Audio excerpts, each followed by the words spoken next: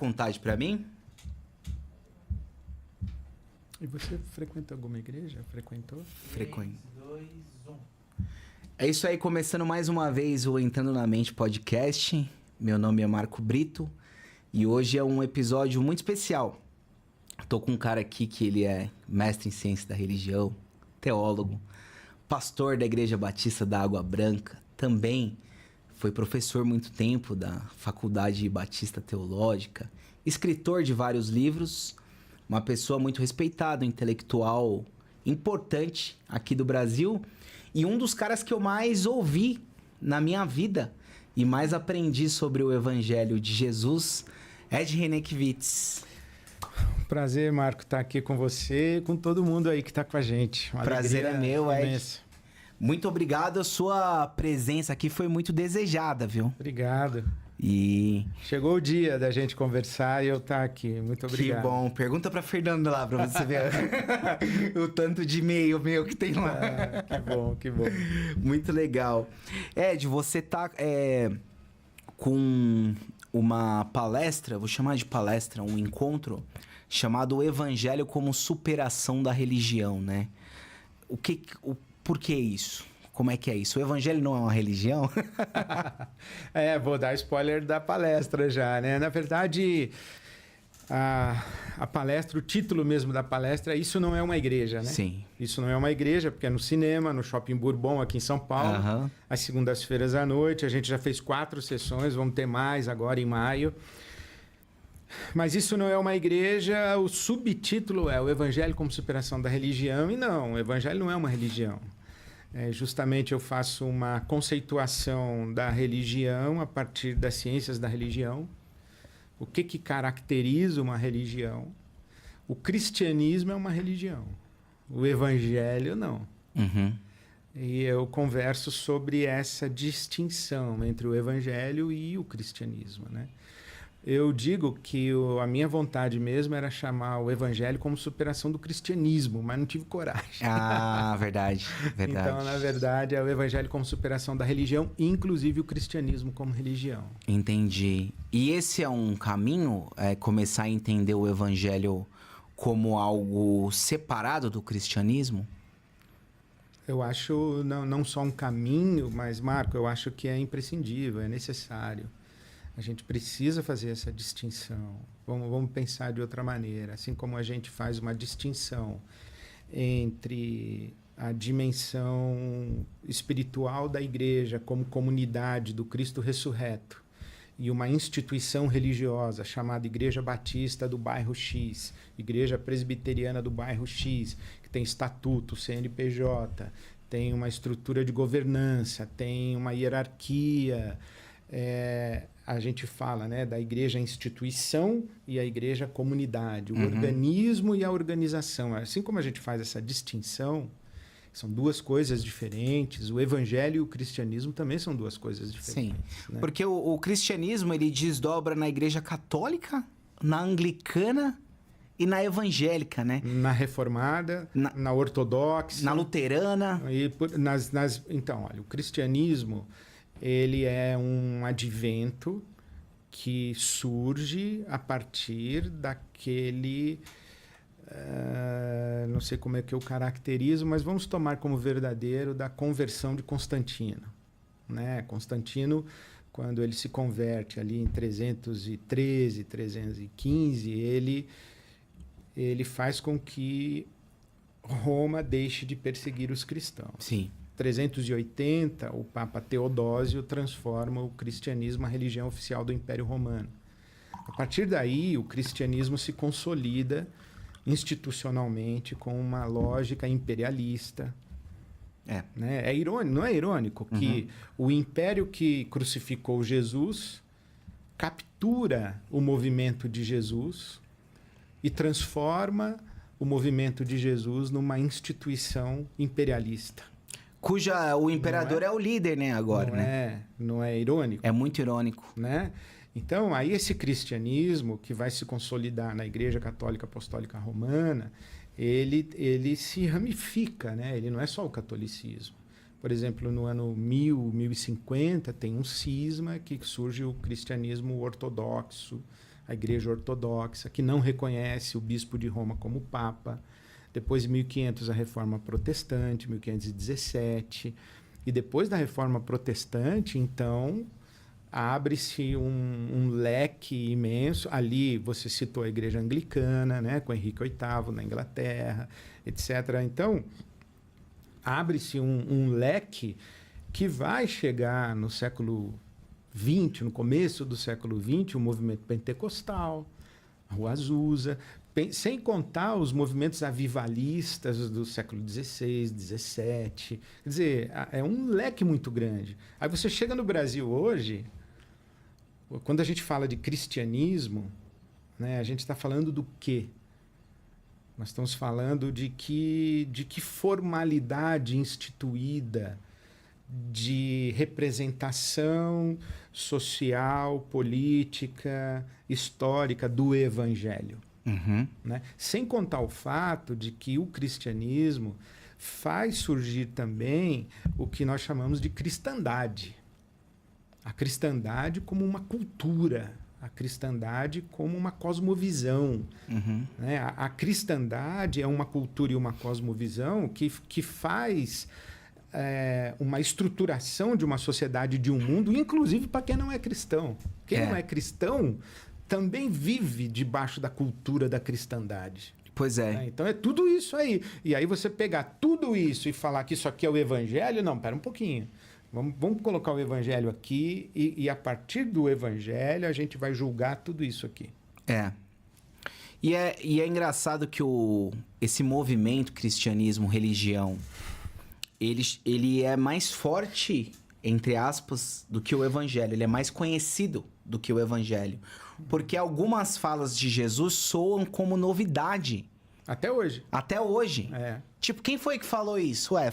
Foi Jesus. Exato. Mas às vezes é tão pouco mencionado e um movimento que se diz cristão, né?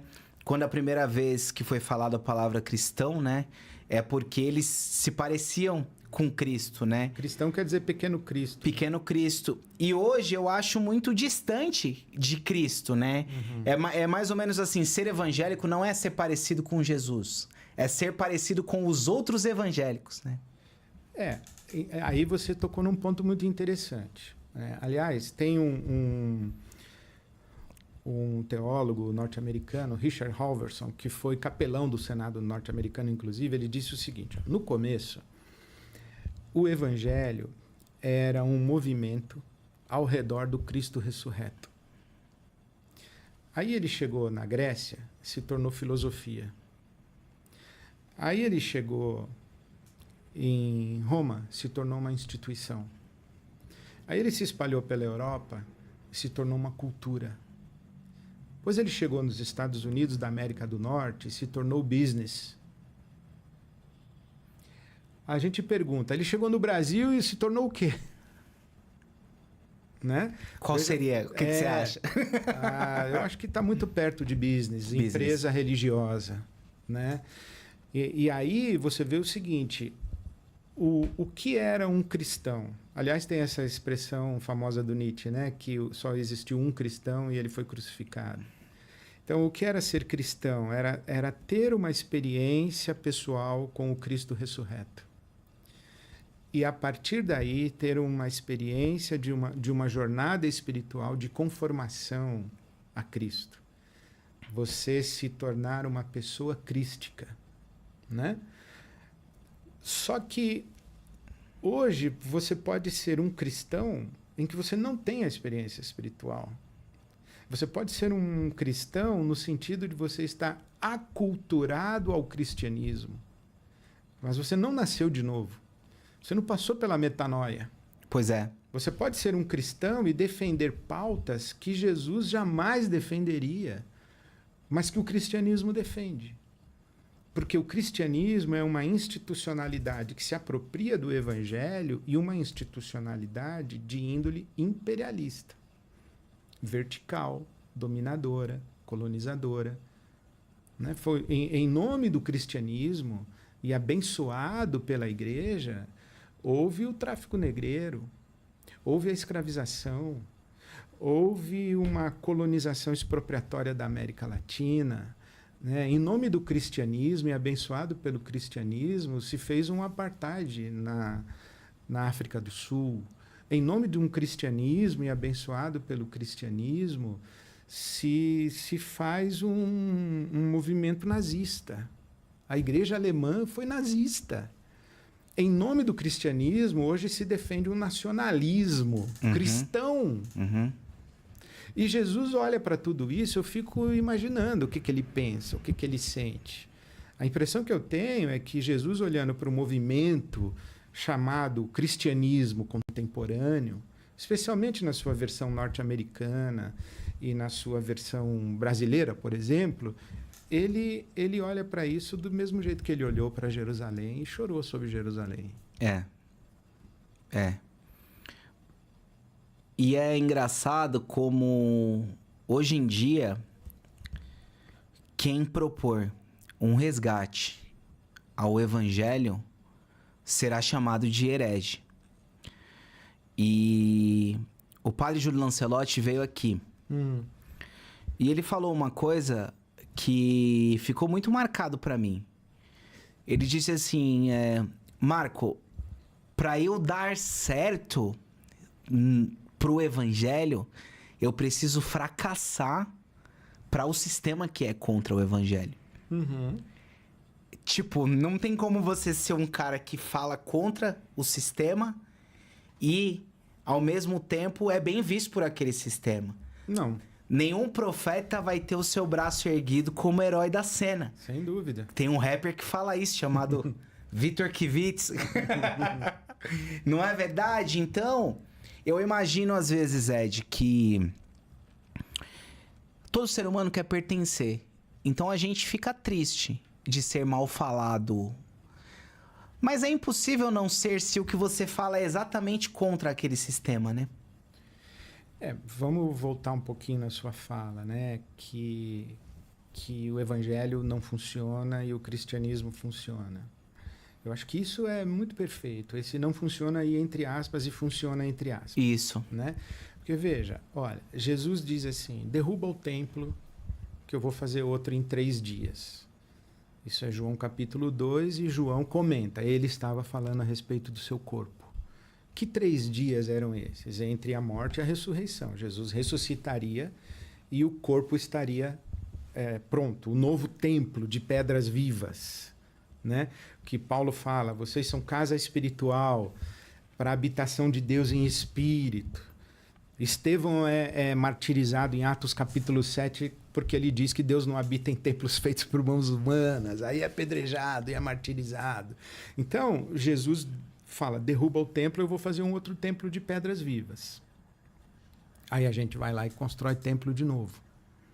E aí vem um sujeito e constrói um templo de Salomão em São Paulo. Precisa do templo. Jesus diz, olha, ninguém vem ao Pai senão por mim. Você não precisa da mediação do bispo, do papa, do apóstolo, do pastor. Você não precisa da mediação da igreja para invocar a Deus. Aí a gente vem e institui o clero novamente. E a gente diz, olha, se você sair debaixo da minha cobertura espiritual... Como assim? Eu não preciso da sua cobertura espiritual. Eu tenho a cobertura espiritual do Espírito Santo. Eu sou habitado pelo Espírito Santo. Sou coberto pelo sangue de Jesus. Eu sou um filho amado de Deus. Eu preciso da sua cobertura espiritual. De onde você tirou isso? Isso não é evangelho, isso é cristianismo. Entende? Aí Jesus diz assim, olha, você vai adorar a Deus em espírito e em verdade. Não, mas como é o culto? Como é a missa? Onde é que... O que Jesus faz é libertador e libertário. Não dá para controlar. Lembra que Jesus fala para Nicodemos, olha, o vento sopra onde quer, você ouve a sua voz, não sabe nem de onde ele vem, nem para onde ele vai. Você só sabe que ele está ventando. Aí ele diz assim, ó, assim é todo aquele que é nascido do Espírito. Jesus não compara o vento ao Espírito. Ele compara o vento ao nascido do Espírito. Ele diz, ó, o nascido do Espírito você não controla, é que nem vento. Ventilador você controla, vento você não controla. Então isso é muito libertador, é muito libertário. E aí entre aspas, não funciona. Vamos constituir uma instituição, vamos construir um templo, vamos nomear uma hierarquia que vai ter autoridade sobre as pessoas, que vai regular a sua moral, que vai regular as suas crenças, as suas doutrinas, e vamos chamar isso aqui de Igreja de Jesus Cristo. Aí Jesus diz, não, essa igreja não é minha, não. Essa igreja é de vocês aí. Então, quando a gente constrói isso tudo, e isso aqui é um baita do mercado, movimenta milhões, mobiliza, traz poder político, poder econômico, poder cultural, gera movimentação de negócio. Aí, eu aqui dentro, eu tenho um caminho de ascensão, de aplauso, de enriquecimento, de notoriedade. Aí vem um sujeito e diz, ó, isso aí que vocês estão fazendo não tem nada a ver com o evangelho. Esse aqui é o herege. Uhum. E esse aqui é o ungido de Deus. É. Né? O cara diz assim, olha, eu vou comprar um avião. Aí a gente diz assim, ó, isso aqui não tem nada a ver com o evangelho, isso aí tem a ver com um empreendimento religioso. Aí a gente está falando contra um ungido de Deus. É. Então as coisas estão muito comprometidas. Mas é o que você falou. Não dá para você esperar aplauso do sistema a respeito do qual você profetiza. É Elias falando com Acabe. O Acabe diz, você é o perturbador de Israel? O Elias diz, não, eu não. É você com a sua feitiçaria e com a sua promiscuidade. Eu não estou perturbando Israel. Está perturbando Israel é você. Profetas sempre foram mal vistos. Malquistas. Mal vistos e malquistos. E malquistos. É interessante. Eu estava pensando assim, Ed. Vocês... a partir de uma leitura dos teólogos latino-americanos e várias coisas que vocês foram aprendendo, vocês começaram a entender que o evangélico, o cristão, o discípulo de Jesus, ele precisava ser um bom homem na sociedade. Ele precisa somar na sociedade. E pelo que eu vejo, a igreja evangélica, em sua maioria, ela não ensina você a ser cidadão, ela ensina você a ser evangélico. E aí, quando você vai falar de, sei lá, de aquecimento global, de você não ter preconceito, coisas assim, meio que você tá viajando. Você tá trazendo o mundo para dentro da igreja. Porque a igreja evangélica tá preocupada com o culto. Ela não sabe fazer sociedade, ela sabe fazer culto. Por isso que na Celso Garcia tem templos muito bonitos, mas ao redor da Celso Garcia tá cheio de gente miserável. Indigente. Né? Então, assim, aquela igreja não melhora o bairro que ela faz parte. Porque ela não está lá para isso. Não, ela tá ali para se melhorar. O templo cada vez cresce. E ao redor do templo apodrece. Como se ao redor não fizesse parte da ideia. E aí, é muito louco isso, porque a ideia do sal da terra, né? Seria a gente transformar a sociedade que a gente está convivendo e essas pautas da sociedade serem pautas nossas, né? Então, mas eu acho que transformar a sociedade, ela não é a nossa finalidade. Não é a nossa missão. Nossa missão não é transformar a sociedade. A nossa missão é seguir a Jesus e ensinar as coisas que ele mandou a gente ensinar. Mas quando a gente ensina as coisas que ele ensinou, a sociedade deveria ser transformada por consequência. É automático, né? Deveria. Porque o que Jesus ensinou foi o seguinte, olha, eu tive fome e vocês me deram de comer, eu tive sede e vocês me deram de beber, eu estava nu e vocês me vestiram, eu fui estrangeiro e vocês me acolheram, eu estive enfermo e vocês me visitaram, eu estive preso e vocês cuidaram de mim. Foi isso que Jesus ensinou. Então, existe, quando você disse, ensina a ser um homem de bem. Eu acho que os cristãos do cristianismo que eu estou criticando aqui, também eles ensinam a ser um homem de bem, mas como estratégia evangelística.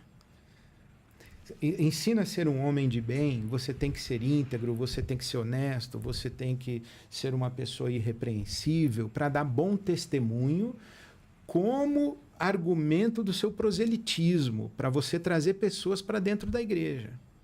Quando, na verdade, a visão de homem de bem de Jesus seria, não, você tem que ser uma pessoa justa, que pratica a tzedakah, a justiça. E a justiça na Bíblia Sagrada não é uma virtude.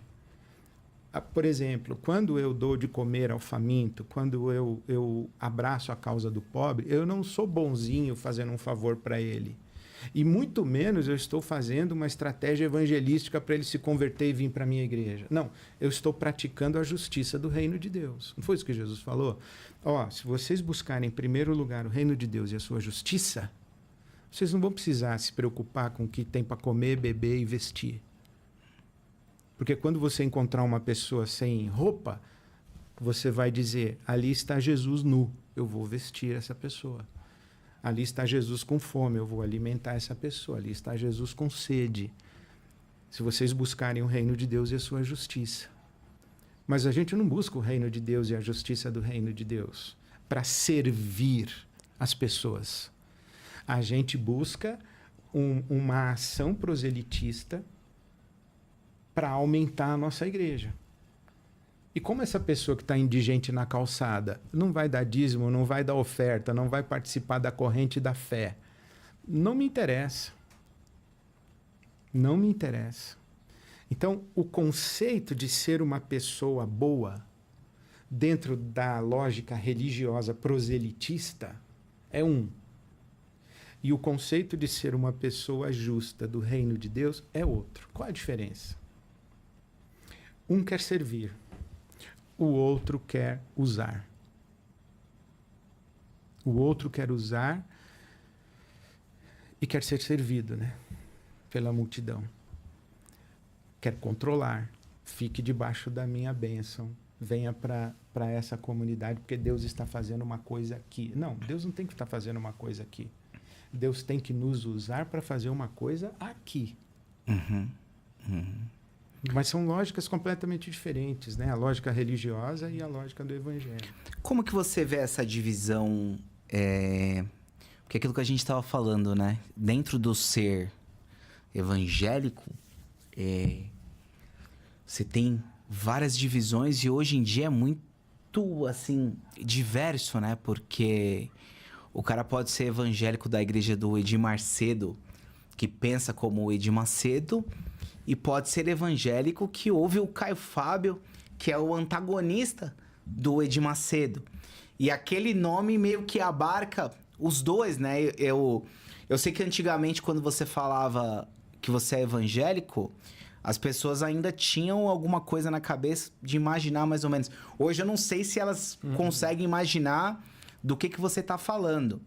Só que eu acho interessante como há uma espécie de uma rivalidade também entre esses dois sistemas, a ponto de, às vezes, a pessoa não gostar do outro cara.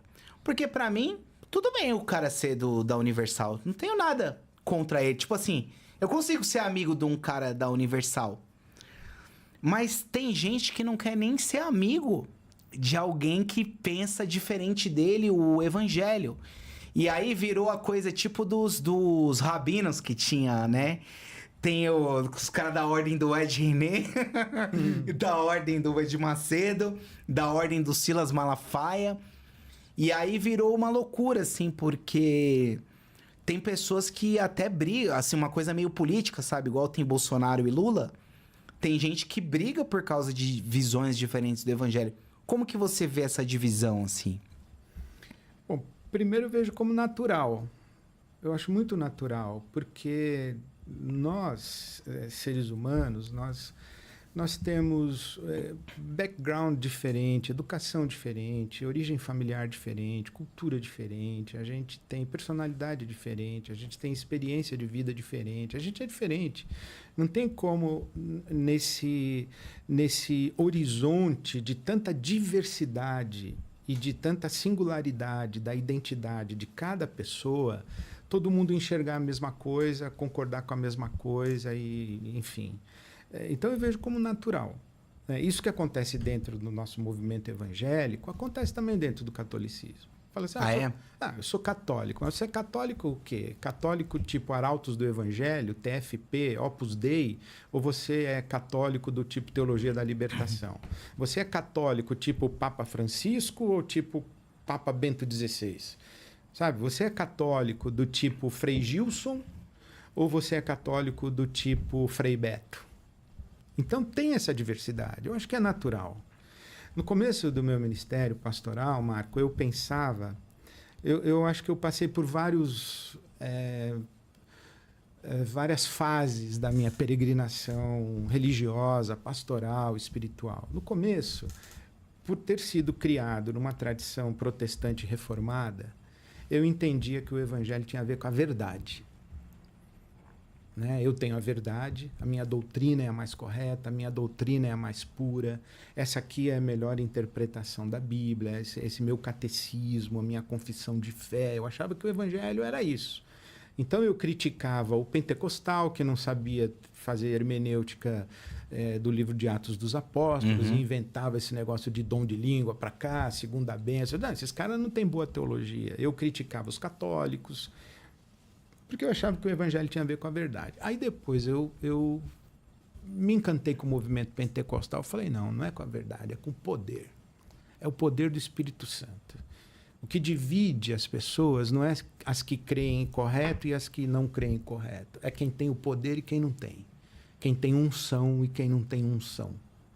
Aí depois eu vi que esse negócio também não funcionava. Eu falei, não, eu acho que é o amor. É quem ama, quem não ama, porque Jesus disse, né? Vocês serão conhecidos se amar, não sei o quê. Eu falei, do amor. Mas... Aí depois eu fui para a diaconia, eu falei, não, é para quem serve o próximo, porque o amor serve, Jesus mandou lavar os pés e tal. E fui andando, E assim, eu não fui descartando, eu fui dizendo, olha, tem o lance da verdade, a sã doutrina, tem o conteúdo de fé, tem a heresia, tem uma coisa que, bom, isso aí não dá para aceitar. Depois eu falei, tem o amor, tem o poder do Espírito Santo, tem o serviço ao próximo, tem tudo isso. Aí eu cheguei hoje eu penso o seguinte, que a experiência religiosa, ela tem a ver com o sentido.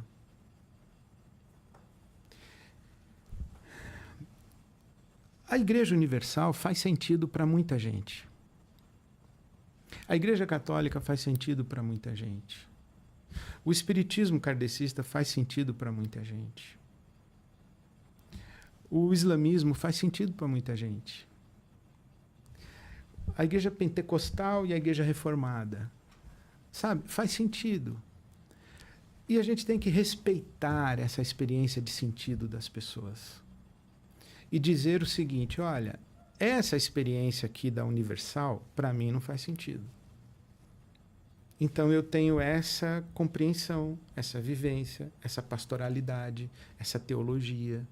Falou assim, bom, o calvinismo faz sentido para esse pessoal. Para mim, não faz. O arminianismo faz sentido para esse pessoal. Para mim, não faz. Aí a gente vai sendo honesto com a nossa consciência diante de Deus, dizendo, isso faz sentido ou não faz sentido. E respeita. Aí você vê que essa pessoa diz assim, eu encontro pessoas assim, Marco, elas dizem assim, pastor, eu fui de uma igreja evangélica por mais de 10 anos, mas eu tive que sair. Por quê? Durante 10 anos fez sentido. Aí deixou de fazer sentido. Aí eu não vou julgar, eu só vou dizer, isso não faz sentido para mim, então eu não frequento aí. Mas eu não sou o cara que vai dizer se você é joio ou se você é trigo. Eu vou dizer, isso não faz sentido para mim. O que me entristece é que o nosso contexto que você usou da competição, né, rivalidade, que a gente insiste em ficar rotulando de herege, desviado. Por exemplo, me entristece demais uma pessoa entrar no meu Instagram e comentar o seguinte, que você é um câncer para a igreja no Brasil, que você é um filho do diabo, que você é um teólogo de Satanás a serviço do inferno. Por que precisa fazer isso? Por que a pessoa simplesmente diz, pô, o que esse cara está falando não faz sentido para mim? Eu vou buscar um outro Instagram para seguir. Mas essa postura nossa de achar que nós somos o ombudsman da igreja evangélica, eu sou a inquisição da igreja evangélica, vai ficar rotulando, descartando, rompendo. Eu acho que isso é danoso. Se a gente cultivasse uma postura mais respeitosa, eu acho que nós influenciaríamos muito mais o nosso país. Sim. Ainda mais, por que o nosso critério de segregação é doutrinário? Por que a gente não usa o fruto do Espírito Santo como critério? Pô, eu não concordo muito com o que esse cara fala, mas ele é um cara cheio de amor. Ele é um cara cheio de mansidão. Esse cara, ele tem paciência, ele tem fidelidade, ele tem domínio próprio, ele é temperante, ele é um pacificador. Vamos junto. Mas não, a gente diz, não, esse cara aí é calvinista, isso é... Mas é um calvinista cheio do Espírito Santo, pô, por que você não senta com ele? Mas não, a gente usa a doutrina para segregar, para separar e para julgar. Isso me entristece demais. Falei demais, né? Nada, não. No fundo, Ed, alguns desses caras que fazem essas críticas a você, eles sabem que você é um homem de Deus. Só que tem aquelas projeções que a psicanálise fala, de que o cara se sente denunciado no discurso que está sendo falado. E aí, os fariseus não diziam que Jesus fazia milagres em nome de Beelzebul? Exatamente. Mesmo sabendo que ele fazia porque ele era o Filho de Deus? Porque essa é a ideia da blasfêmia, né? Contra o Espírito Santo, né?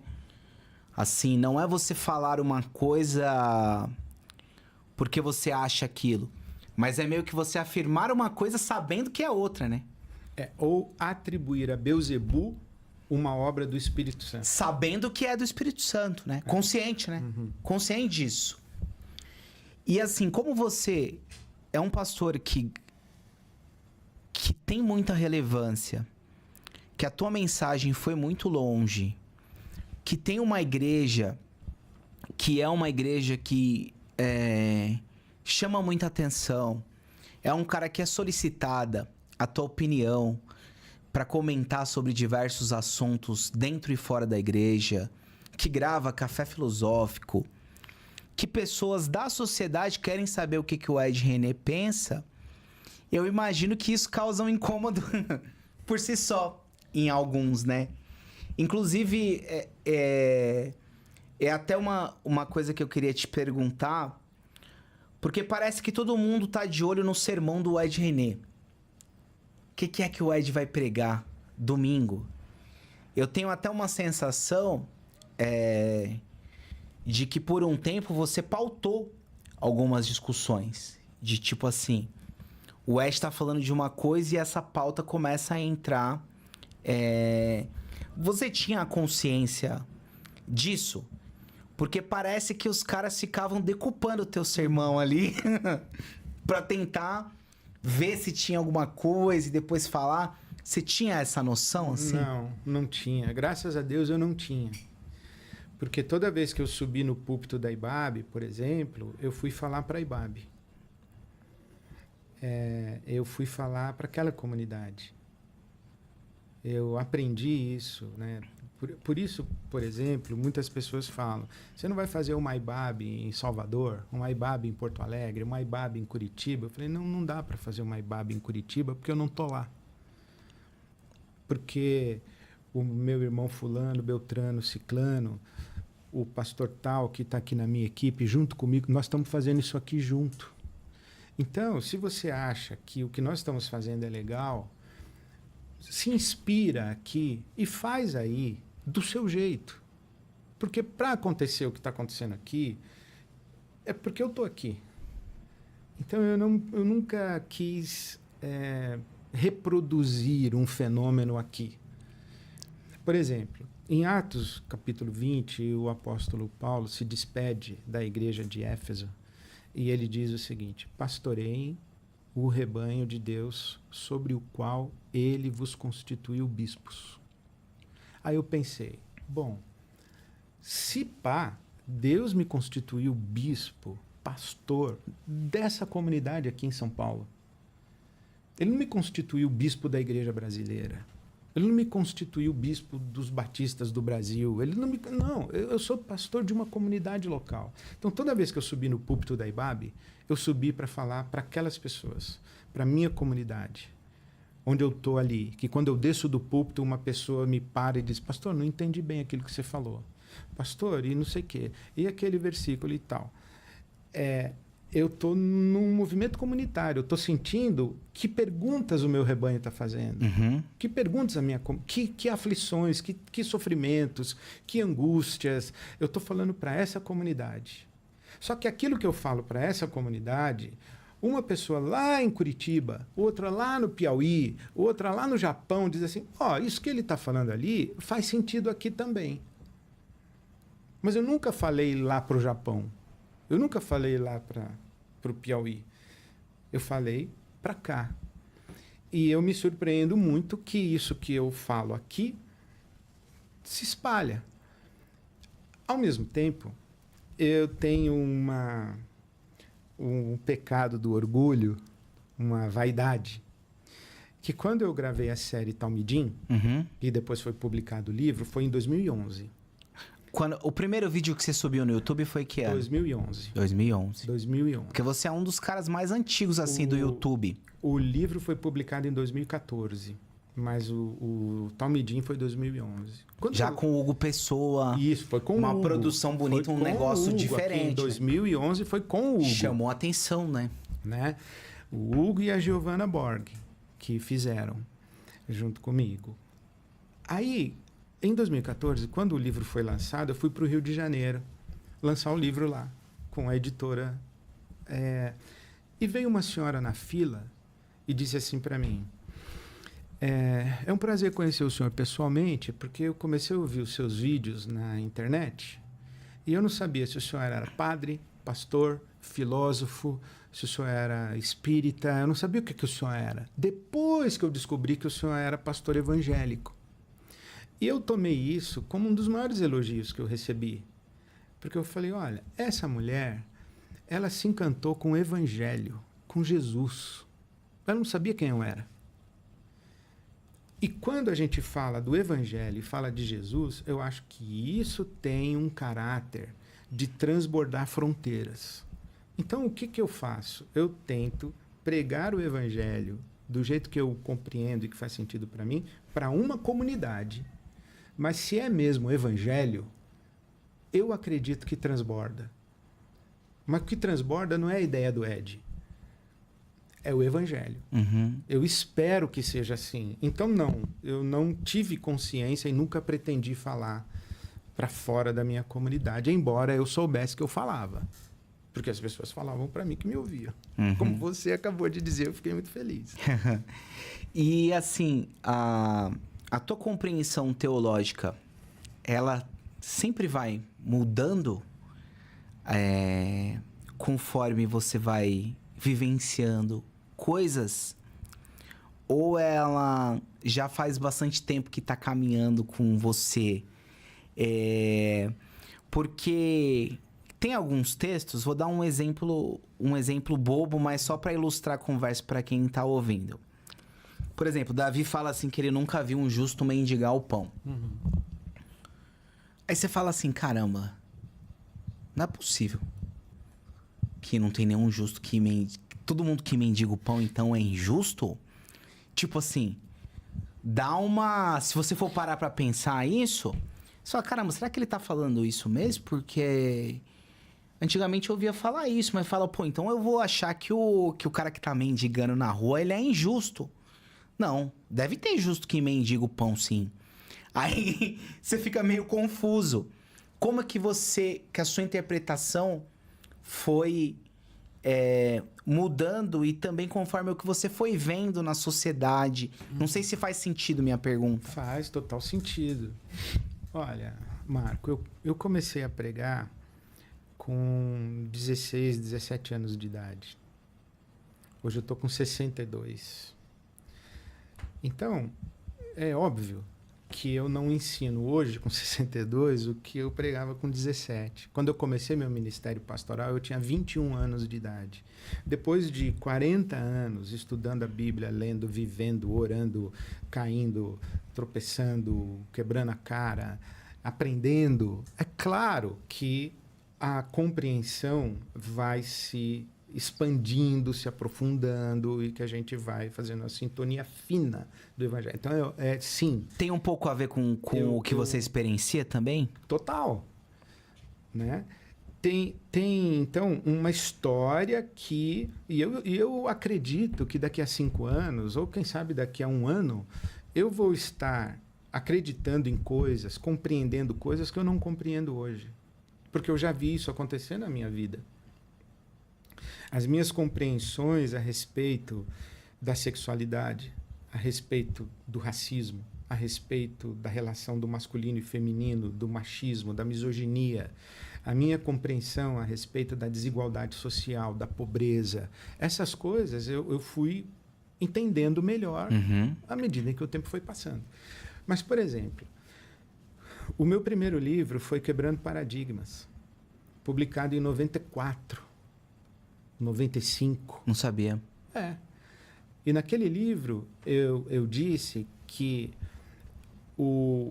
a minha filosofia de ministério era ter uma comunidade que fosse um sinal do reino de Deus, além dos limites do culto, do clero, do domingo e do templo.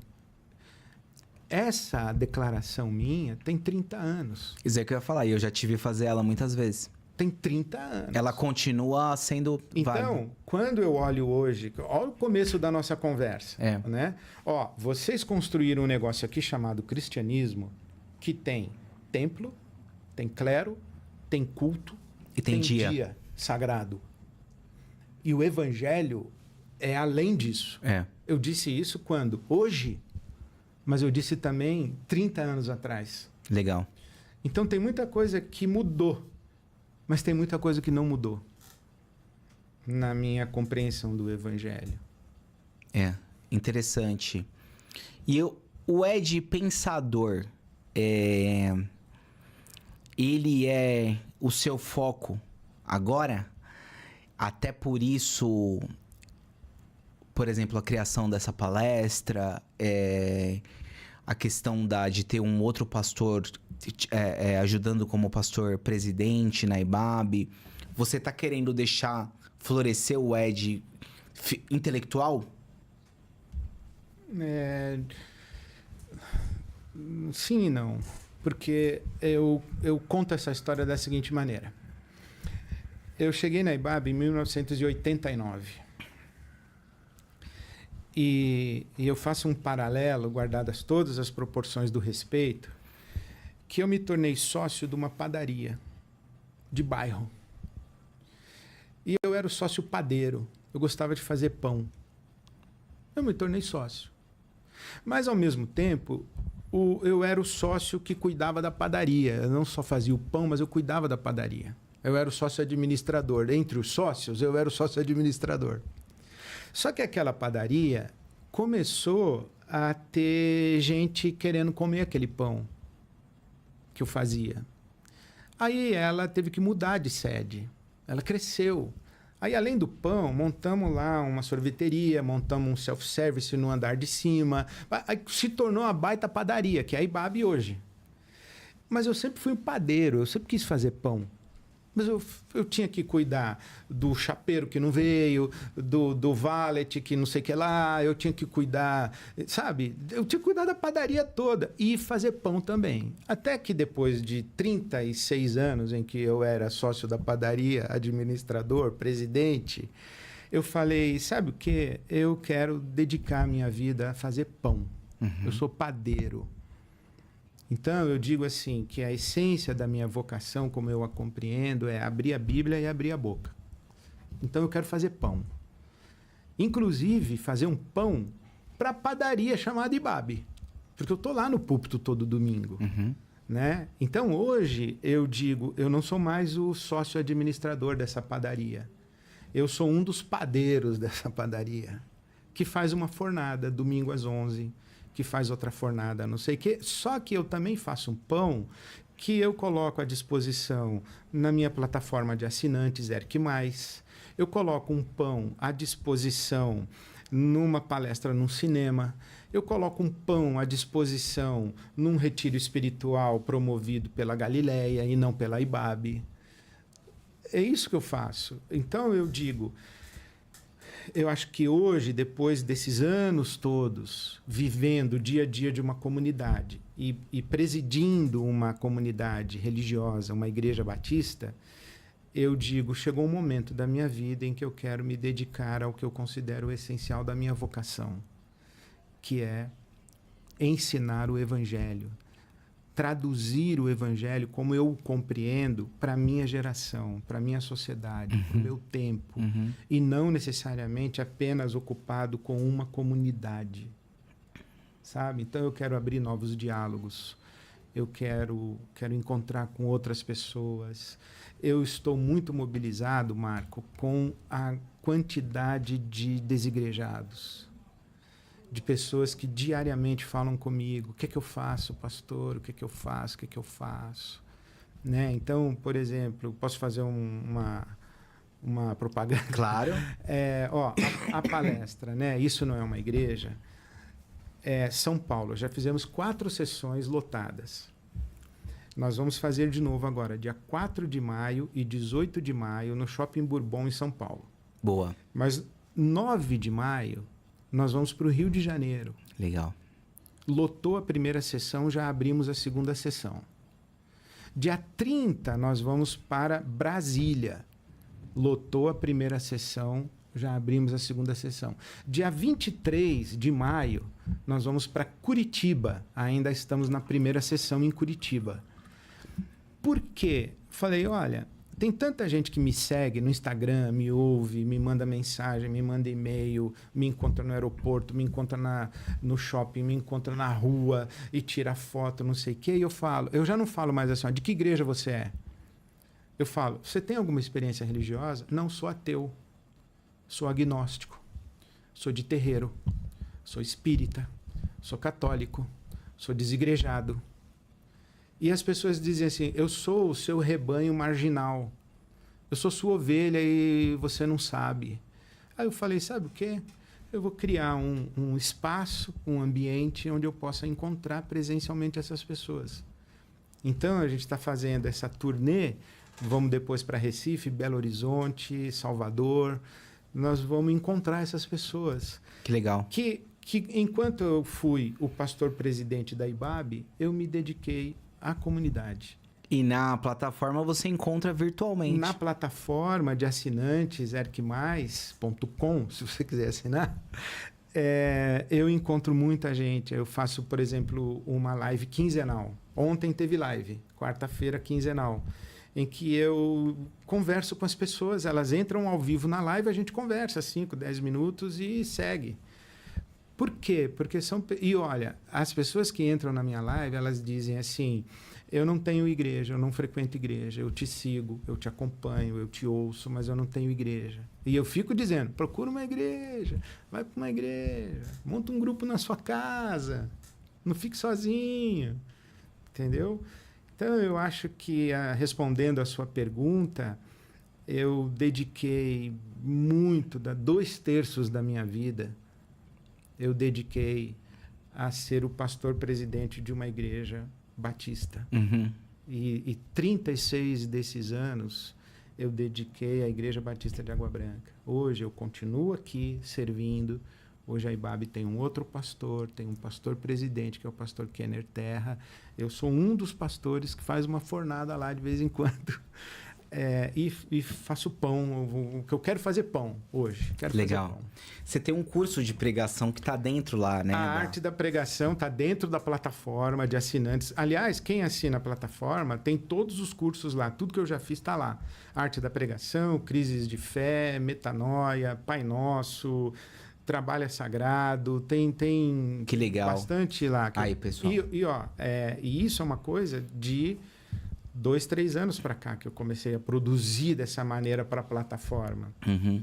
Você falou a arte da pregação, né? Que é o nome do curso. Você considera que tem pregação ruim e pregação boa? Ah, não resta a menor dúvida. E como que você vê isso? O que é uma pregação ruim? Olha, tem muitas maneiras de responder isso, mas para mim, a pregação óbvia é uma pregação ruim. Por exemplo, quando eu estou ouvindo um pregador, que eu estou ali sentado, eu falo, olha, se eu lesse o texto bíblico e meditasse 10 minutos, eu chegaria às mesmas conclusões dele, eu acho que isso é uma pregação ruim. Porque, em tese, ele é um cara que dedicou horas para ler aquilo ali, para pesquisar. Ele tem que me trazer informação que não está no texto. Ele tem que me trazer um repertório. Ele tem que me fazer enxergar o que eu não enxergo. Né? Porque, por exemplo, vamos fazer um paralelo bem... Eu gosto de futebol. Uhum. Eu assisto, inclusive, programa de futebol. Sim. Eu escuto os caras discutindo futebol. E eu acho que eu entendo de futebol. Mas se eu sentar com Guardiola, eu vou entender que eu não entendo de futebol. Sim. Eu vou descobrir que eu não entendo. Por quê? O Abel Ferreira fala isso direto na coletiva. É isso, Fala, cara. vocês acham que eu tinha que tirar o cara porque vocês são jornalistas, pô. Isso, eu vi o Carpini falando isso. É porque eu sou técnico e você é jornalista. Então, assim, eu sou um curioso de futebol. Então, eu quero ouvir um pregador que seja um Guardiola. Eu não quero um cara óbvio. Eu não quero um cara que trata a Bíblia Sagrada como uma conversa entre amigos e um debate, que eu acho imprescindível. Imprescindível que tenha 5, 6 pessoas da minha comunidade discutindo Bíblia lá na pizza, no restaurante depois do culto. Eu acho que isso é maravilhoso.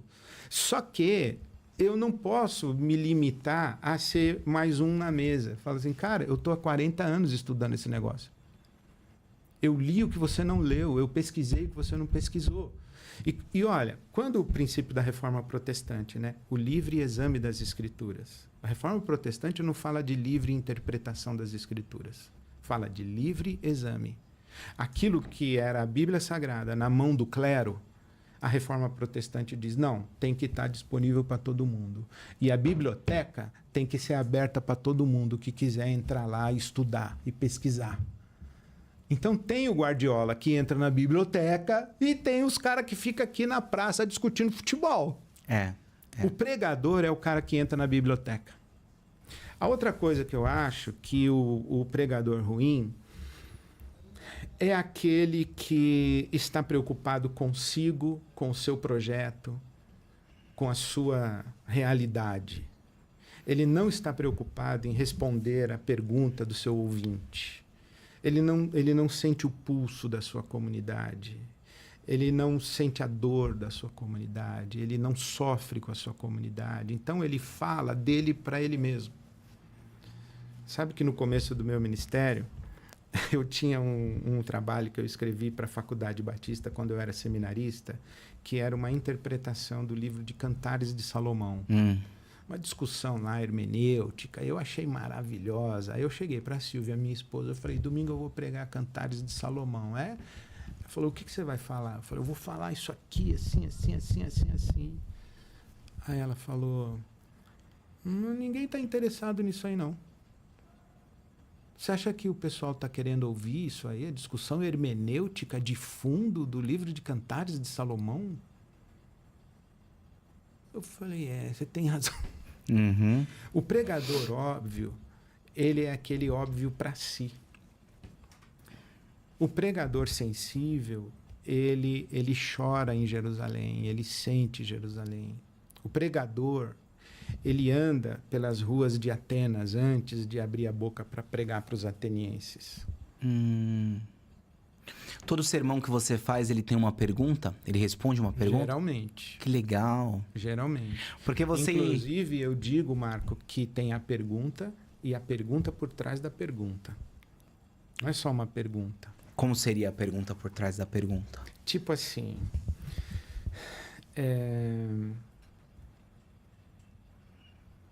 Como vencer a tentação? Tá. Por que você quer vencer a tentação? Qual é o problema da tentação que não é óbvio, que está por trás. Cava um pouquinho mais fundo. Como perdoar? Tá, por que perdoar? Por que você tem dificuldade de perdoar? Por que é difícil perdoar? Por que eu não quero perdoar? Então tem uma pergunta, como perdoar? Eu vou pregar hoje à noite sobre como perdoar. Não, mas tem mais pergunta por trás da pergunta. Eu gosto muito que você... Eu acho que você que inventou esse estilo. Eu já te falei que eu já te ouvi muitas vezes. Que você começa com uma conversa sua com Deus, muitas vezes, o sermão. Você fala, aí eu falei tal coisa e Deus falou assim, Ed, não é assim. Aí eu falei tal coisa e Deus falou. E é muito legal que também parte de uma dúvida sua também, né? Você também tá dentro desse discurso, né? Porque eu acho que eu levo para o púlpito as minhas angústias, as minhas fraquezas, as minhas dúvidas. Que muitas vezes é muito parecida com a de todo mundo. Exatamente.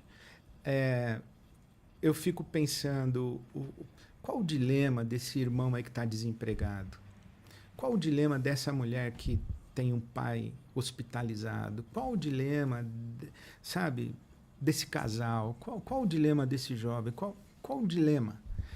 Porque, assim, não basta você explicar o significado do texto. Você tem que dizer, o texto diz isso, mas ele se aplica da seguinte maneira. O John Stott diz que nós, pregadores, somos homens entre dois mundos, o mundo bíblico e o mundo contemporâneo.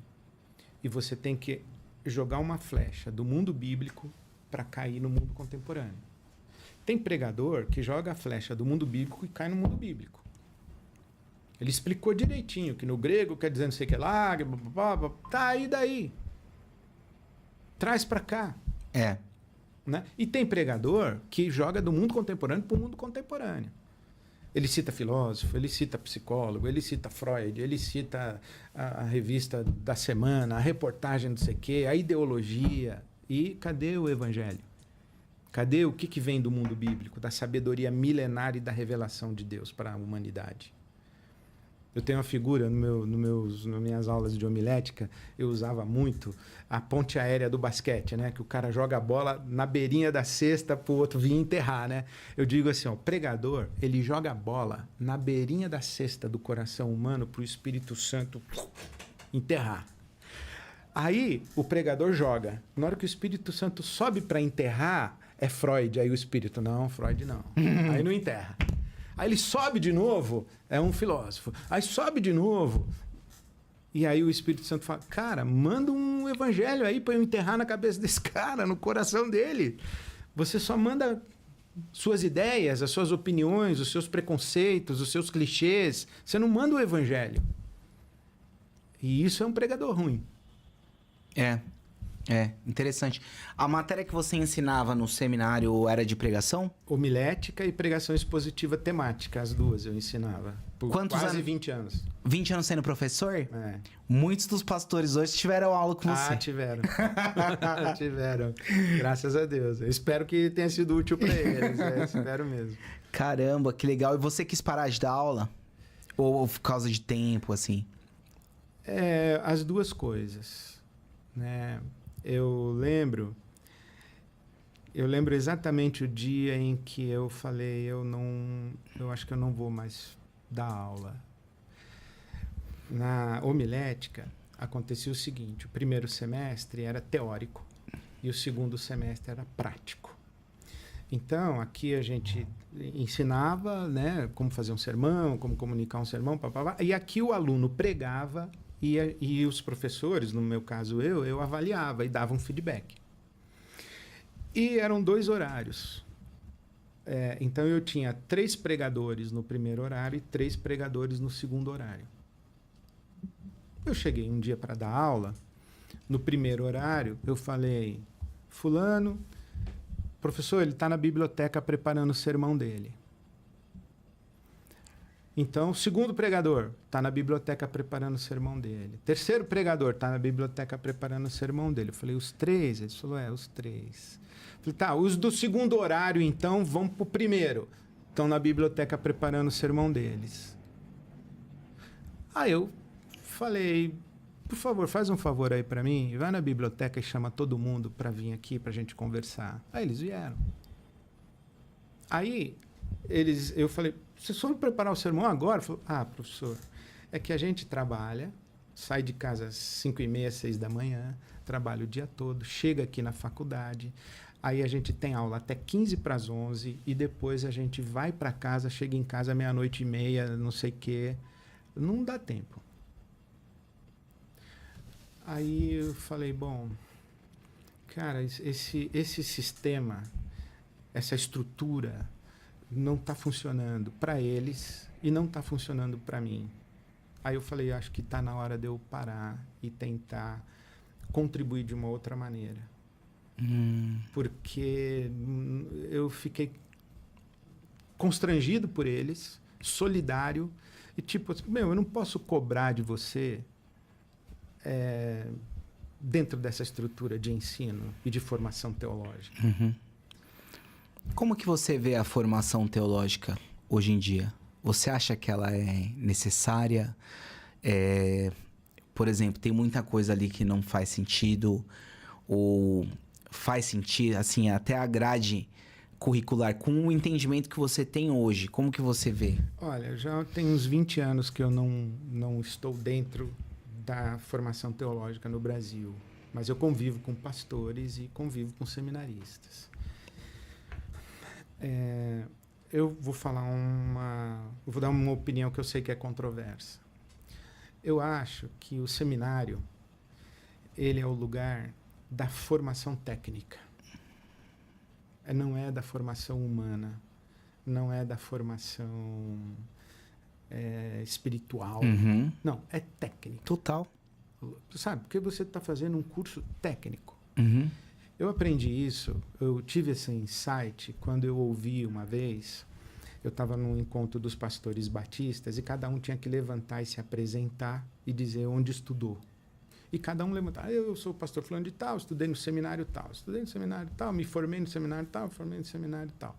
Aí levantou um pastor Arídio Pinto Barreto.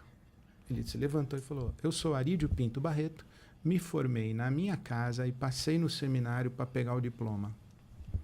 Eu falei, a formação é na igreja local, é em casa, é na família, é na igreja local, a formação pastoral, caráter, experiência devocional, espiritual, isso aqui tudo é vivência de igreja. No seminário eu vou aprender a fazer exegese. É claro que num ambiente de piedade, num ambiente de espiritualidade, de devocionalidade, mas eu vou aprender a fazer exegese. Eu vou aprender Velho Testamento, Novo Testamento. Uhum.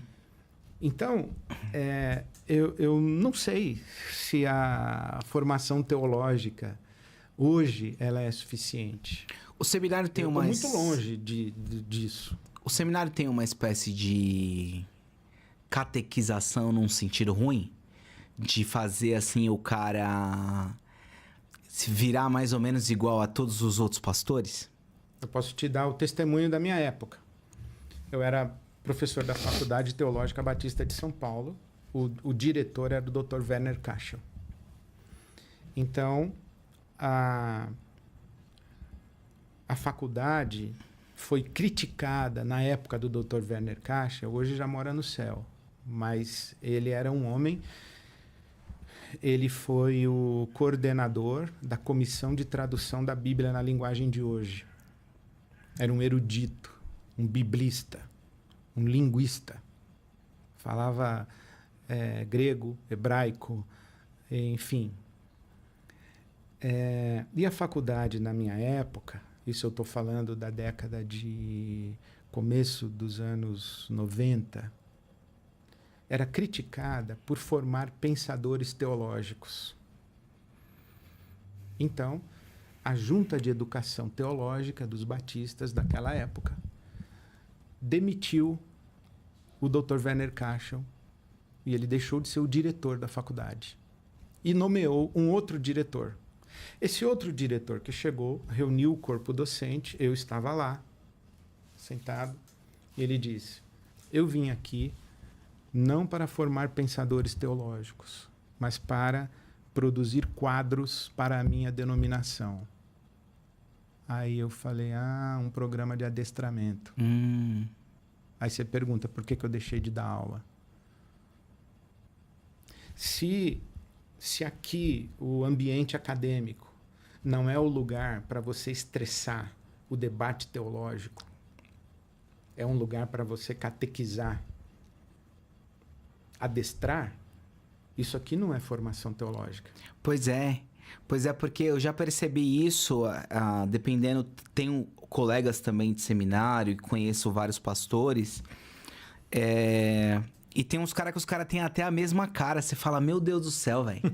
Aconteceu alguma coisa nesse seminário. Produção em série, né, meu? Produção em série. Os caras estão saindo até com a mesma... esteirinha ali. Com a mesma cara, com as mesmas roupas. Marco, vamos ser justos. Eu tô te dizendo. Eu tô falando de uma coisa que eu vivi nos anos 90. Eu não tô falando da Faculdade Teológica Batista de hoje, nem de nenhum seminário hoje que eu não tenho contato. Sim, mais, tá? sim. Por exemplo, a questão de ser um teólogo, né?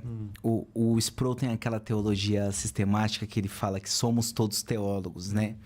Eu sempre identifiquei no Ariovaldo Ramos um teólogo, porque eu acho que ele tem a ousadia necessária de falar a visão dele do texto. Para mim, um teólogo é isso. Ele não é só um cara que... E eu queria que você me corrigisse se eu estiver errado. Que olha e lê, mas se precisar propor uma nova visão daquele texto, ele também é ousado para fazer isso. De tipo assim, eu vejo isso no Ari, ele olha umas coisas por outro ângulo, propõe umas outras ideias. Como que você entende o ser teólogo? Voltando ao Guardiola. Uma coisa é fazer teologia e outra coisa é ser teólogo. Então, por exemplo, quando Dominguinhos diz: quando olhei a terra ardendo, tal fogueira de São João, eu perguntei a Deus do céu por que tamanha judiação. Ele está fazendo teologia. Mas ele não é um teólogo. O teólogo, ele diz: olha, existem escolas de pensamento que respondem essa sua pergunta. Por que do sofrimento humano? As escolas de pensamento que respondem o sofrimento humano estão na prateleira chamada Teodiceia. Existe uma Teodiceia calvinista, uma Teodiceia, vamos dizer, tem uma Teodiceia filosófica, uma Teodiceia teológica, tem uma Teodiceia que é medieval, tem uma Teodiceia que é moderna, tem uma Teodiceia que é pós-moderna. Existem várias respostas possíveis para a pergunta do sofrimento humano. Isso aqui é um teólogo que sabe. Ele sabe a prateleira. Por exemplo, a doutrina da salvação. Tem a resposta calvinista, tem a resposta universalista, tem a resposta arminiana, tem a resposta... O crente perde ou não perde a salvação? Aí daqui, maior debate. Aí os caras estão fazendo teologia ali na mesa do bar. Na classe da escola dominical.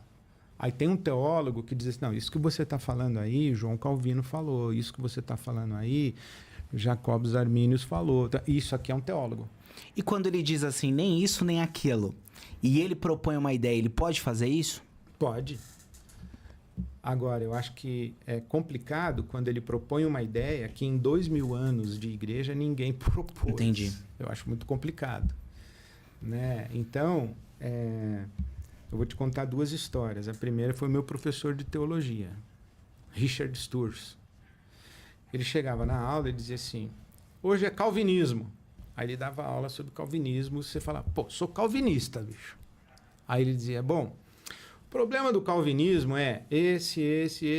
Aí você falava, não sou mais calvinista.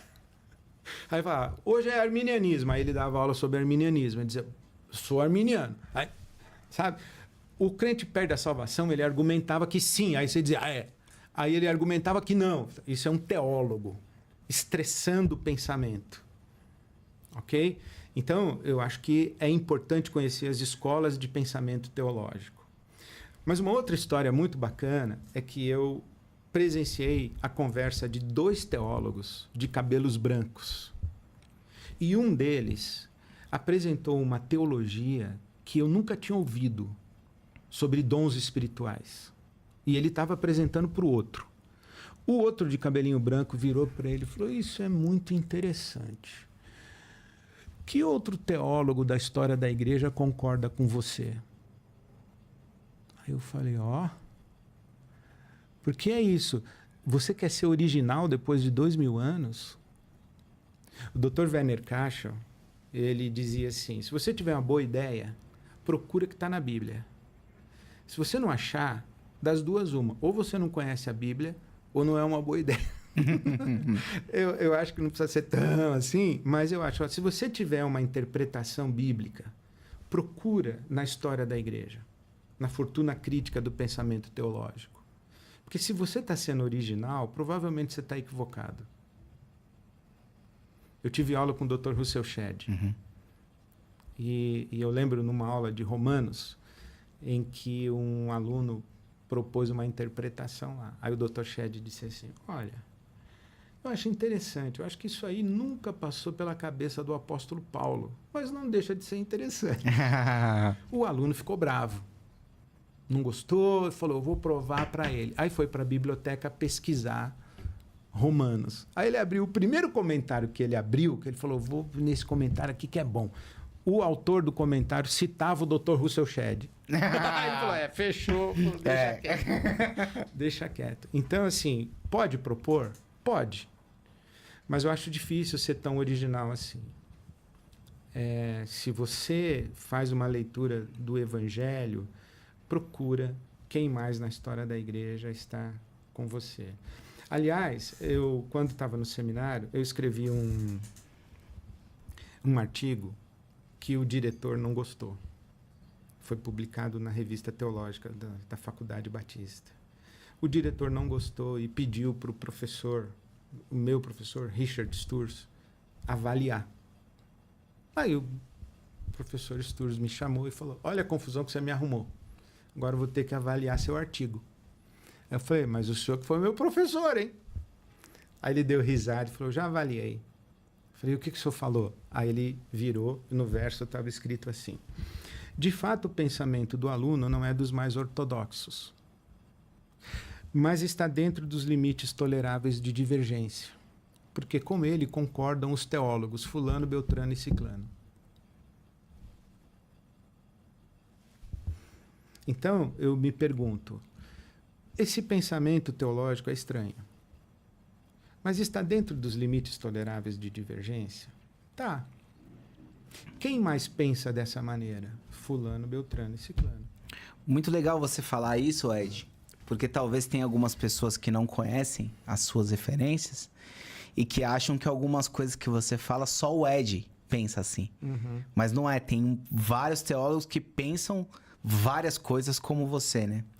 Porque eu acho também estranho eu chegar no púlpito e ficar desfilando o teólogo fulano, o teólogo ciclano. Uhum. Eu cito um teólogo ou outro, um filósofo ou outro, quando eu acho importante uma frase literal, um conceito literal. Mas quando eu estou citando um pensamento, o púlpito não é lugar para isso. Agora, se eu estiver numa sala de aula, eu vou dizer, olha, quando eu disse isso, eu me baseei na seguinte bibliografia, no seguinte teólogo, tem essa referência, tem essa, aquela outra. Uma sala de aula é uma coisa, o púlpito é outra coisa. Você lê bastante ainda os latino-americanos? Leio. Ultimamente, inclusive, eu tenho lido bastante o José Maria Castilho, que é um espanhol, não é latino-americano, mas ele é dentro dessa tradição de teologia. Uhum. Né? Eu leio. Você gosta da ideia da missão integral ou você mudou um pouco a compreensão sobre ela? Você continua gostando? Hoje eu faço uma crítica à missão integral porque eu acho que ela é reduzida. Qual seria? Ela é pequena da maneira como ela foi apropriada. Por quê, assim? Porque o pessoal interpretou missão integral como igreja ter creche.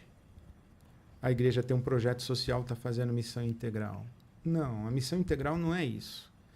Então, não é que a missão integral... Eu acho que ela é reduzida porque ela não tratou de todos os assuntos, é claro, ela é datada. Sim. Então, na década de 70, 80, quando ela foi desenvolvida pelos teólogos como René Padilha, Samuel Escobar, Orlando Costas, Pedro Arana, esses irmãos, eles tinham 1970, 1980. Eu conversei pessoalmente com René Padilha. Eu tava lá no dia que ele foi na IBAB. Não foi aí. Eu fui tá. na casa dele em Legal. Buenos Aires. Legal. Eu fui lá e passei uns dias com ele e eu falei para ele, conta para nós, estava eu e alguns amigos pastores, eu falei, pastor, conta para nós como é que nasceu a teologia da missão integral. Ele falou, meu filho, eu estava na universidade e eu tinha uma situação de pobreza à minha volta e eu me perguntei qual que é a resposta que nós cristãos damos a isso, porque o que eles estavam oferecendo como respostas era a teoria marxista. Eu falei, bom, o que nós cristãos temos a dizer sobre isso? Aí tinha a teologia da libertação, e eu falei, bom, eu concordo com muita coisa daqui, mas não tem coisa que eu não estou entendendo. Então eu vou elaborar o meu pensamento a partir de uma pergunta da desigualdade social e da pobreza, do aporte da teologia da libertação, mas eu vou construir com o meu repertório de teologia reformada protestante. E foi o que se desenvolveu como teologia da missão integral, que o pessoal diz que a teologia da missão integral ela é a versão evangélica da teologia da libertação. Nada mais equivocado do que isso. São duas teologias completamente diferentes. Elas têm aproximações, mas elas também têm distanciamentos. Então, a teologia da missão integral não parte do repertório marxista de luta de classes. A teologia da missão integral é construída a partir de outra construção. Mas ela é datada, ela falou sobre pobreza e desigualdade, ela não falou das pautas identitárias que estão presentes hoje. Ela não falou de ecologia e sustentabilidade, ela não falou do problema climático do nosso país ou do mundo. Né? Ela seria um bom ponto de partida para uma outra conversa. Para continuar acontecendo. Para continuar sendo feita essa teologia. Nenhuma teologia está pronta em definitivo, porque toda teologia é datada. Toda teologia responde às perguntas da sua época, do seu povo, do seu contexto cultural, etc, etc, etc. Então, hoje, tem muito mais coisa para a gente responder, muito mais pergunta que está sendo feita. Pois é, e tem muita pergunta que a Bíblia não responde, né? Exatamente, porque o mundo da Bíblia, o Paulo, o apóstolo, nunca pensou em inteligência artificial. Pois é, o pessoal tem essa mania de falar tudo tá na Bíblia. Não, nem tudo tá na Bíblia. Meu professor de aconselhamento pastoral e o meu mentor na pregação expositiva temática, o pastor Carlos Lackler, ele dizia que tudo que está na Bíblia é verdade, mas nem tudo que é verdade está na Bíblia. Mas tudo que está na Bíblia é verdade, mas nem tudo que é verdade está na Bíblia. Tem muita coisa que é verdade, mas que não está no texto da revelação. Porque aquele mundo não conhecia esse dilema aqui. 2000 anos atrás. 2000 anos, ou mais, né? 3, 4. Pois é, o pastor pode usar o chat GPT para preparar o sermão. Por exemplo. Não tem isso na Bíblia, né? O chat GPT tem unção? Eu já ouvi falar que tem igreja que a IA prega na igreja. Aí, isso daí, sabe quem me ensinou que não tem nada a ver? O Yuval Harari. Ele disse o seguinte, o que a inteligência artificial faz? A inteligência artificial, ela constrói um pensamento a partir de um repertório que já existe. Ela não tem insight. Ela não inventa, ela não cria. Ela não cria. Ela não tem insight. Ela faz pesquisa. E ela tem um universo limitado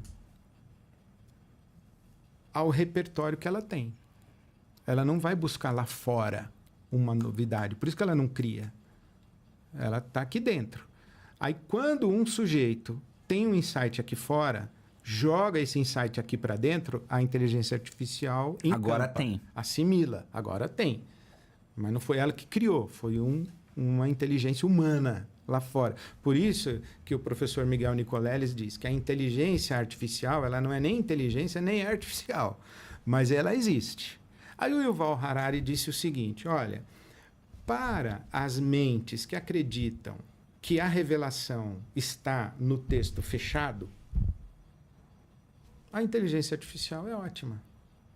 Por quê? Porque a inteligência artificial, se eu der uma busca dizendo, diga o que os 20 principais teólogos disseram a respeito da perda da salvação, Ela vai falar. ela vai dar.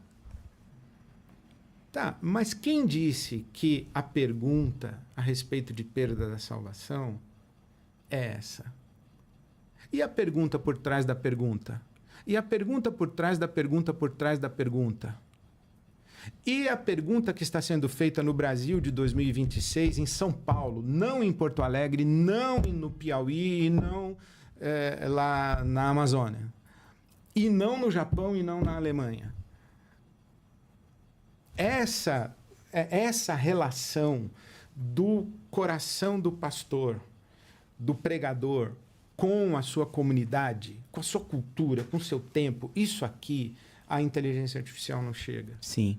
Não chega. Eu sempre pensei nisso, que o Atos dos Apóstolos, ele é um livro em aberto, né?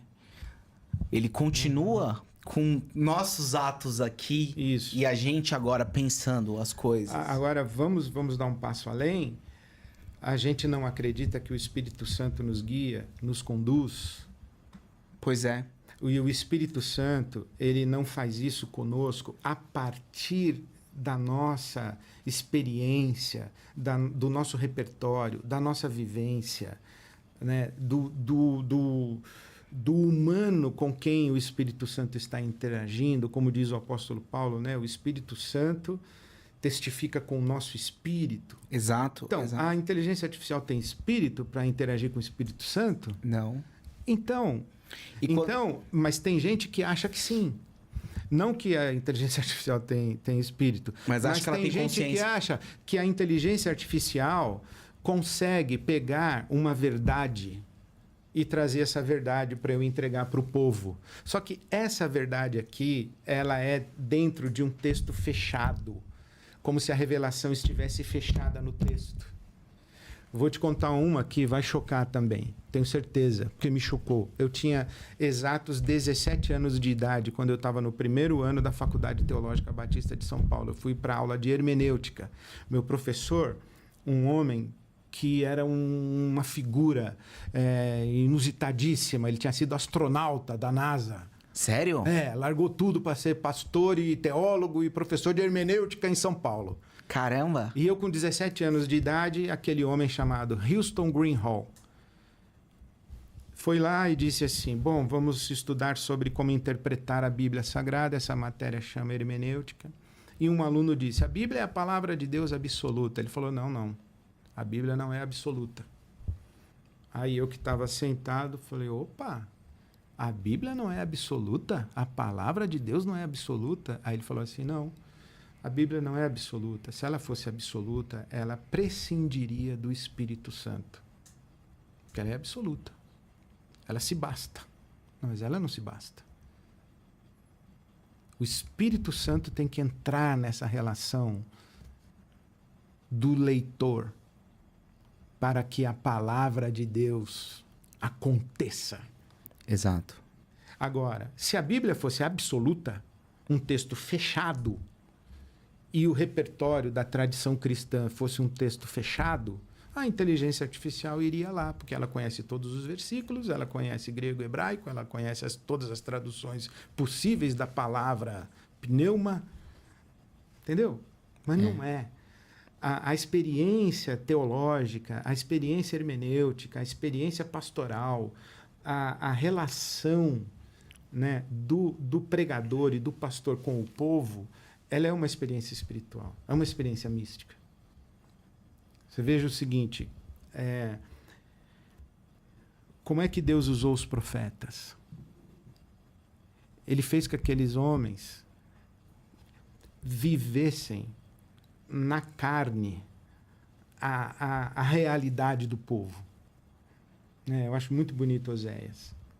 Vai lá e compra uma mulher prostituta, casa com ela, se apaixone por ela e deixa ela continuar se prostituindo de graça e paga para ela se prostituir. Aí o Oséias fez tudo isso. Aí Deus virou para ele e falou assim: entendeu como eu me sinto a respeito de Israel? Agora vai lá e prega. Deus não deu um ditado para ele. Coloca um cinto podre, né? Não é? É. Isso aí, olha, puxa, eu aprendi tem quanto? Uns 30 anos. O segundo...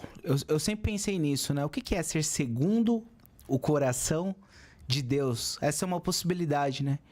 Conseguir entender o que Deus sente, talvez. Não é o seu coração bater no ritmo do coração de Deus? Isso foi o criador da Jocum, em Amsterdã. Na entrada da Red Zone em Amsterdã, tem uma placa da Jocum.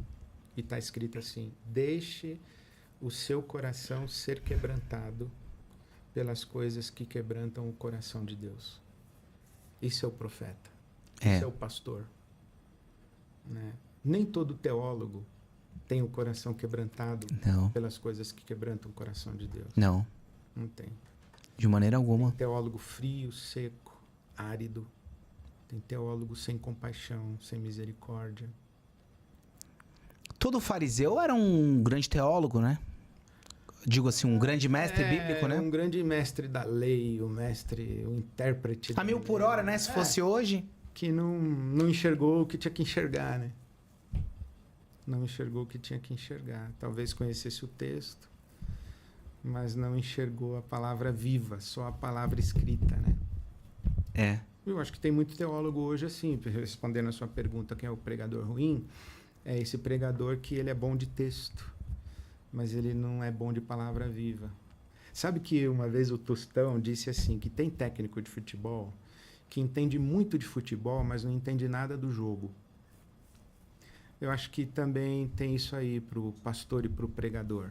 Ele entende muito de teologia e de texto e de exegese, mas não entende nada do jogo, não entende nada da vida, não entende nada da alma humana. E não tem empatia, solidariedade, compaixão. Jesus era movido por íntima compaixão. Por isso que ele fazia o que ele fazia. Né? O Contardo Caligares tem aquele livro que é Cartas para um Jovem Terapeuta. E ele fala que quando ele foi fazer um teste para ser terapeuta de como se fosse uma instituição de um abrigo assim de crianças, tipo uma FEBEM. Aí falou que tinha um menino autista que ele tava esperando para fazer o teste. O menino sentou no colo dele e começou a lamber o rosto dele. E ele ficou parado assim, não fez nada, tal.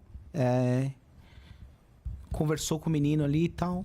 Aí falou pro cara, e aí, velho, vamos fazer o teste? O cara falou, não, você já passou. Já passou no teste. Você já passou. E ele fala isso, que como saber se o cara vai ser um bom psicólogo. Na sua vida, você já se pegou conversando com gente que não tinha nada a ver? Que era mais ou menos isso, que a relação não era utilitária? Não era porque você tinha que conversar com ele, porque você ia ganhar alguma coisa? Você já se pegou querendo saber mais do frentista do posto? Se isso aconteceu com você, você vai ser um bom psicólogo. Se isso nunca rolou contigo, eu acho que psicologia não é muito pra ti. E é interessante, isso, um interesse pela alma humana, né? Sabe que uma vez eu estava voltando do mestrado na Metodista e a gente vinha no mesmo carro saindo de São Bernardo para São Paulo. Aí eu deixava uns amigos, um no metrô, outro não sei aonde e tal, a gente vinha junto. Aí no carro, estamos vindo, contando cada um qual é a parte mais difícil do ministério pastoral. E um falou, o outro falou, e do meu lado aqui, eu aqui dirigindo, meu amigo aqui abraçado na mochila, assim, quieto. Os dois lá atrás falando, e ele quieto. Aí um lá falou, e você aí, você tá quieto? Qual é a parte mais difícil do ministério? Ele falou, Eu odeio seres humanos. Aí não tem como. Como é que você vai pastorear, mano? Não tem como. Você ama o quê? Ama o texto? Ama o livro? Ama o conceito? O prédio? Ama o prédio. Você ama o quê? Mas você é pastor do quê? No caso dele, eu acho que ele era um cara tão texto que ele não era legal das relações pessoais. Eu acho que era mais ou menos isso que eu li na época. Posso até estar sendo injusto com ele. Ser pastor é solitário, né? Por incrível que pareça, né? Tem uma dimensão de solidão. Mas eu não sei se é do... eu acho que sim. O ministério pastoral tem uma dimensão de solidão. Porque o pastor, eu acho que ele sente coisas que não é todo mundo que sente. Guardadas as proporções, é que nem o coração do pai a respeito do filho. Da mãe a respeito do filho, da filha, sabe? Que as pessoas têm muita opinião sobre seu filho, mas o seu coração ninguém entende. Por que você fez ou deixou de fazer, como é que... Então, acho que tem isso aí do pastor. Mas também a liderança é um lugar solitário. O líder, ele enxerga coisas antes de todo mundo. Ele tem informações que nem todo mundo tem. Ele tem que ter a coragem de tomar decisões impopulares. E isso é muito solitário. Qual que é a maior frustração, você acha, de um pastor? Na sua experiência? Na minha... Eu acho que tá na questão das relações humanas. Traição, tipo isso? Não. Não só. Também, mas quando você vê um ser humano que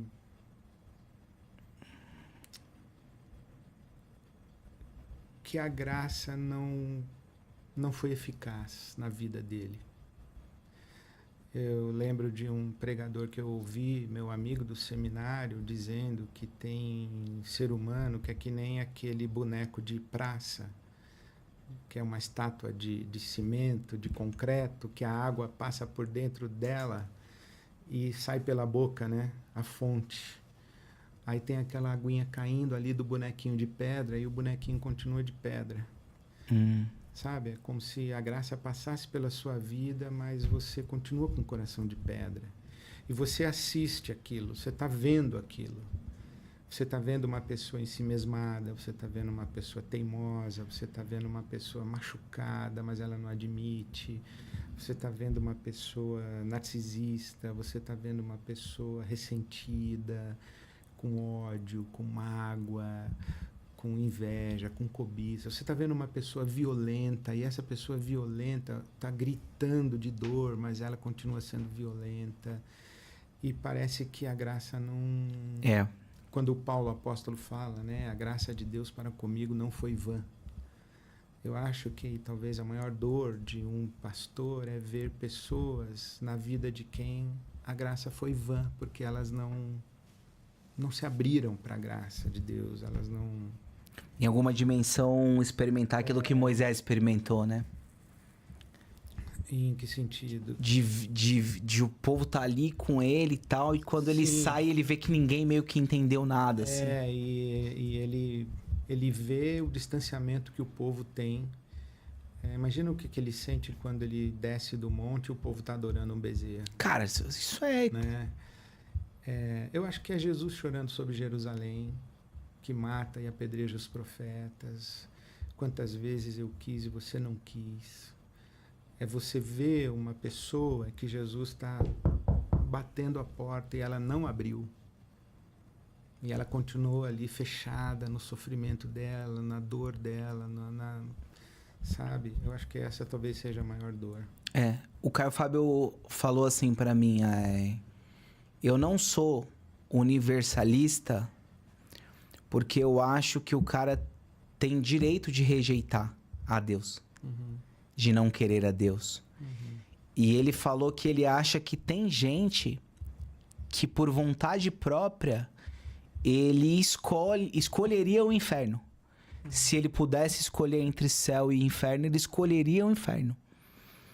Um fenômeno que não tem como explicar. Você fala assim, não, cara, não faz sentido. Mas sei lá, tem umas pessoas que você simplesmente não entende, né? É um mistério, né? É um mistério, mas aí eu pergunto, como foi que essa pessoa se tornou essa pessoa que escolheria o inferno? De que ventre ela vem? De que história ela vem? De que primeira infância ela vem? Como ela se tornou essa pessoa? Né? Então, você pega aquele filme O Menino do Pijama Listrado, que tem um campo de concentração e o comandante do campo de concentração está aqui do lado, a casa dele. E o filho do nazista faz um amiguinho do campo de concentração. Sim. Eles não sabem que um é judeu, o outro é nazista. Eles são duas crianças.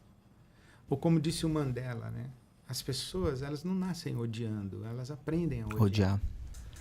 Elas são ensinadas a odiar, elas são ensinadas a ser racistas, a ser...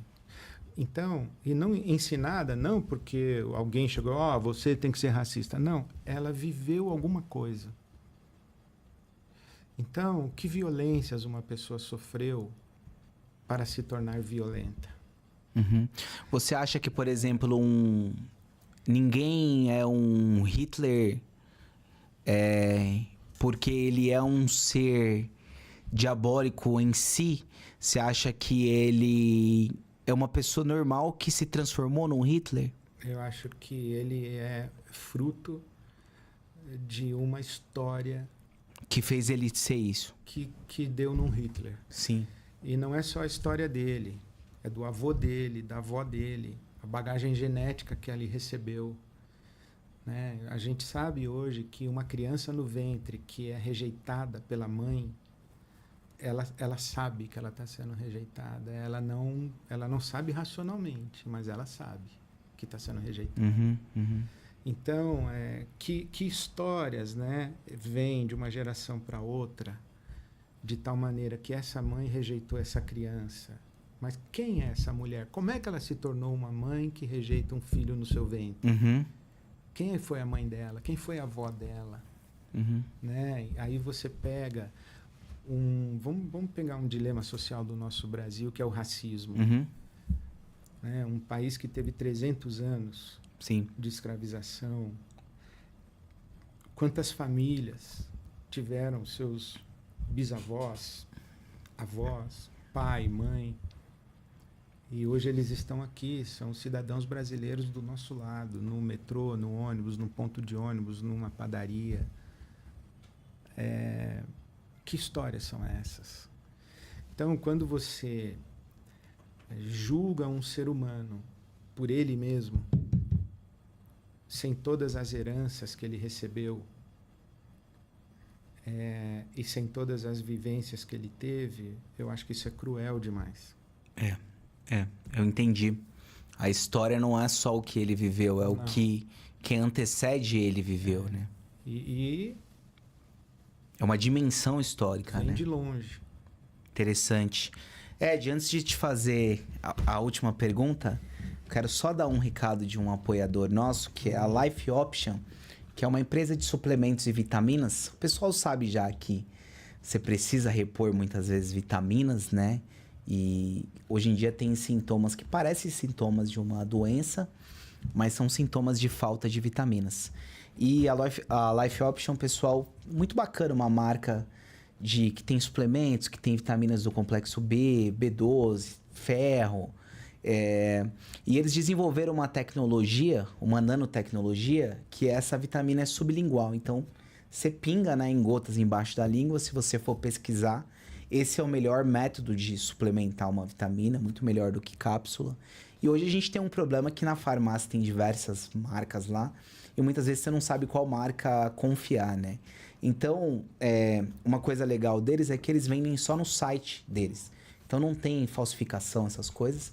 Se você for lá no site deles, lifeoption.com.br, colocar o cupom Entrando na Mente, você tem desconto, tá? Então, tem creatina, tem ômega 3, tem magnésio. Todas as coisas você encontra lá. Tem um QR Code aqui na tela, tem um link na descrição. E tem um outro parceiro nosso, que é o Instituto Oliver, que eles são uma escola para quem está querendo prestar um concurso público, principalmente em carreiras militares, assim. Exército, Polícia Federal, Polícia Civil, Polícia Militar. Então eles têm lá as aulas para você conseguir passar nesse concurso. Tem o link aqui na descrição. Quem tem vontade de seguir uma carreira dessas, eles têm os cursos lá e você acessa essas aulas e pode fazer essas provas aí. Tem uns cursos preparatórios lá, beleza? Então tem os 2 links aqui na descrição. Aqui tem vitaminas, creatina e tudo mais. E esse kit é seu, tá? Pô, muitíssimo obrigado. eu ia dizer assim, só falta você me dar de presente depois desse... esse é seu. Obrigado. Obrigado Maravilha. mesmo, Marco. Nada. Ed, você já teve a experiência de achar que Deus não existe? Já. Como é que foi isso? De vez em quando eu penso isso. Mas já chegou a ser assim, brabo mesmo? Não. Porque isso passa na nossa cabeça sempre, né? Eu acho que... de vez em quando eu penso isso, mas logo passa. Mas sabe que tem uma expressão de Santo Agostinho que ele diz: eu quero que tu sejas. E que, aliás, é o título de um livro do Tomás Halik, que é um teólogo tcheco, que trabalhou, ele foi pároco na República Tcheca, né, em Praga, professor da Universidade de Praga, e pároco, padre, no anonimato. Ele morava com a mãe dele, nem a mãe dele sabia que ele era padre, porque era um país da cortina de Caramba! ferro. E ele viveu ali como professor e na clandestinidade ele era padre. E ele diz que ele convive onde existe a maior densidade de ateísmo por metro quadrado do planeta, que é o leste europeu. Tá. E eu gosto muito de ler o Halik, porque ele lida com essas angústias nossas, da nossa alma, sobre Deus. E eu não sei se eu acho que a minha questão é se Deus existe ou não. Acho que essa dúvida, mas os distanciamentos, os silêncios, os vazios divinos, assim, que o São João da Cruz falava de noite escura da alma. Eu acho que eu tenho muitas noites escuras da alma na minha trajetória. E a pergunta que eu faço, e a minha resposta não é assim se eu acredito que Deus existe ou não, eu quero que Ele exista, eu quero que Ele seja, eu quero que tu sejas Deus, né? E esse desejo me mobiliza muito mais do que Deus existe ou não existe. E essa relação com Deus que eu tenho vivido e buscado mais intensamente nos últimos anos, que é uma experiência de Deus que não é da cabeça. Não é Deus existe ou não existe. Como é que você experimenta isso? Né? Provai e vede que o Senhor é bom. Como é que você saboreia, prova? Como é que na sua pele é essa sua experiência de Deus, não é na sua cabeça? Em alguma dimensão haverá contradições e dúvidas, né? Dúvida, tudo bem. Inclusive o oposto da fé não é dúvida, é medo, né? Porque Jesus diz: homens de pouca fé, vocês que têm medo da tempestade. Né? O perfeito amor lança fora o medo. Então a dúvida é uma coisa com que eu convivo bem. Mas quando eu digo dessa presença que está na pele, eu vivo essas ausências e esses silêncios de Deus assim com muita intensidade. Isso é uma coisa que me acompanha na minha espiritualidade. Então, Deus existe, eu acho que é uma pergunta distante.